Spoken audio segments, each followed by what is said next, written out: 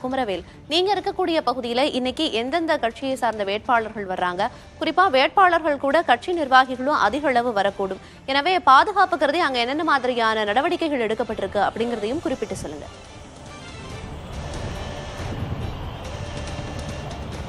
பிரியதர்ஷினி, நாம் தற்போது வேலூர் மாவட்ட ஆட்சியர் அலுவலக வளாகத்தில் நின்று கொண்டிருக்கிறோம். அதாவது நாடாளுமன்ற தேர்தலுக்கான வேட்புமனு தாக்கல் 20ஆம் தேதி தொடங்கிய நிலையில் 27ஆம் தேதி முடிவடைய உள்ளது.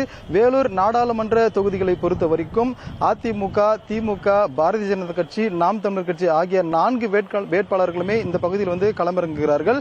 இந்நிலையில் இந்த 4 வேட்பாளர்களுமே இன்றைக்கு தான் தங்களுடைய வேட்புமனுக்களை மாவட்ட தேர்தல் நடத்தும் அலுவலர் சுப்புலட்சுமியிடம் வழங்கியிருக்கிறார்கள். அந்த வகையில் தற்போது திமுக சார்பில் 2வது முறையாக போட்டியிடக்கூடிய வேட்பாளர் கதிர் ஆனந்த் சற்று நேரத்திற்கு முன்பாக வேலூர் மாவட்ட ஆட்சியர் அலுவலகத்தில் தேர்தல் நடத்தும் அலுவலர் சுப்புலட்சுமியிடம் தனது வேட்புமனுவை தாக்கல் செய்தார்.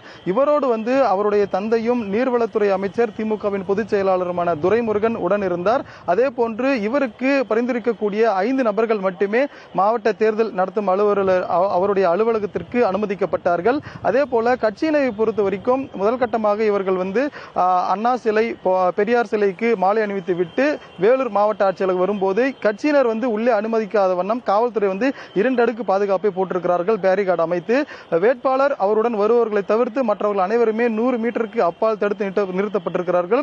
இது தற்போது திமுகவுடைய வேட்பாளர் தன்னுடைய வேட்புமனுவை தாக்கல் செய்திருக்கிறார். இதற்கு அடுத்தபடியாக பாரதிய ஜனதா கட்சியின் சார்பில் போட்டியிடக்கூடிய ஏசி சண்முகமும், அதிமுக சார்பில் போட்டியிடக்கூடிய வேட்பாளர் டாக்டர் பூபதி, அதுக்கு அடுத்தபடியாக நாம் தமிழர் கட்சியின் சார்பில் போட்டியிடக்கூடிய மகேஷ் ஆகிய மூவருமே இன்றைக்கே தொடர்ச்சியாக அடுத்தடுத்து வேட்புமனு தாக்கல் செய்திருக்கிறார்கள்.